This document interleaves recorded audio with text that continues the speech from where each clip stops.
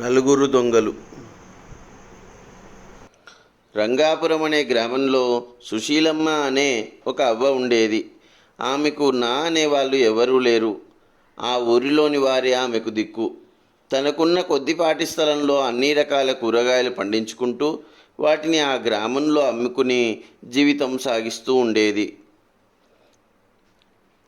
ఇంకొక ఊరిలో నలుగురు అనాథలైన స్నేహితులు మంచి చెడు చెప్పేవారు లేక చిన్నాచితక దొంగతనాలు చేసుకుంటూ జీవనం సాగిస్తూ ఉండేవారు.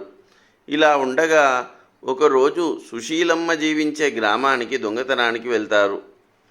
ఆ అవ్వ ఇంట్లో ఒంటరిగా నివసిస్తుందని తెలుసుకుని ఆమెను బెదిరించి ఆమె దగ్గర ఉన్న డబ్బులు తీసుకోవాలని ఆ నలుగురు దొంగలు భావించారు. చీకటి పడేదాకా వేచి చూశారు. అలా అర్ధరాత్రి సమయంలో వచ్చి తలుపు కొట్టారు. ఎవరో వచ్చారని అవ్వ వచ్చి తలుపు తీసింది. ఎవరో బాటసారులని భావించి, ఏమిటి నాయనా, ఇంత రాత్రి వేళ వచ్చారు, రండి రండి అని లోపలికి పిలిచి వారిని కూర్చోబెట్టి, కూర్చోండి బాబు, కొంచెం సేపట్లో వంట చేస్తాను అని అప్పటికప్పుడు వంట చేసి వారికి భోజనం పెట్టింది. అన్ని పదార్థాలు వడ్డించి చివరికి పెరుగు వడ్డించే ముందు దీపపు వెలుగులో వారి మొహం చూసి ఉప్పు వంక చూసి వారికి వేస్తూ ఉంది. ఏమిటి అవ్వా ఇలా చేస్తున్నావు అని అడిగాడు ఒక దొంగ. ఇలా చేస్తే ఆయుష్ ఎక్కువ రోజులు ఉంటుందట బాబు అని చెప్పింది. నలుగురు భోజనం చేసిన తర్వాత ఈ చాప తీసుకొని బయట అరుగు మీద పడుకోండి నాయనా, ఉదయాన్నే మాట్లాడుకుందాం అని వారికి 2 చాపలు ఇచ్చింది. వాటిని తీసుకొని బయటకు వెళ్ళి పడుకున్న నలుగురు దొంగలు అవ్వ మంచితనం చూసి ముచ్చటపడిపోయారు.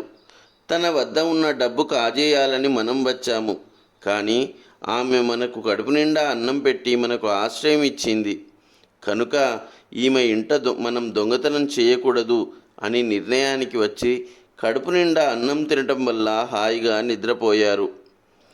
మరుసటి రోజు ఉదయం వారు నిద్ర లేచేసరికి, లేచారా నాయనా, రండి, మొహం కడుకొని రండి, పాలు ఇస్తాను అంది.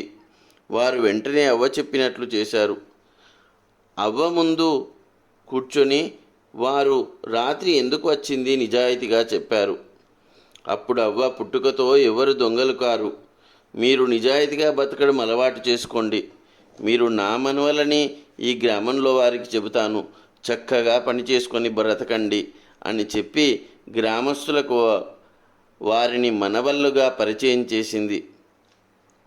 ఆ ఊరిలోనే ఉన్న చిన్న చితక పనులు చేసుకుంటూ కొద్ది రోజులలో మంచి పేరు తెచ్చుకున్నారు. ఆ గ్రామంలో ఉన్న నలుగురు అమ్మాయిలను చూసి వారికి వివాహం జరిపించింది అవ్వ. ఎవ్వరూ లేని నాకు మీ రూపంలో ఒక కుటుంబం ఏర్పడిందని సంతోషించింది అవ్వ.